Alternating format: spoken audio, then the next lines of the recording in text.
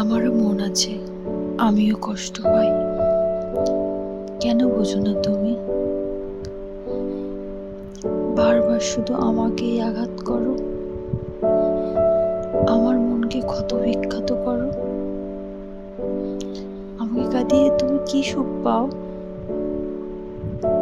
আমার কষ্ট তোমার কিসের স্বপ্ন দেখায়?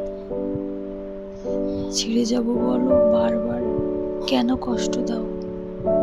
আমার দোষ কি শুধু এটাই যে আমি তোমাকে পাগলের মতো ভালোবাসি?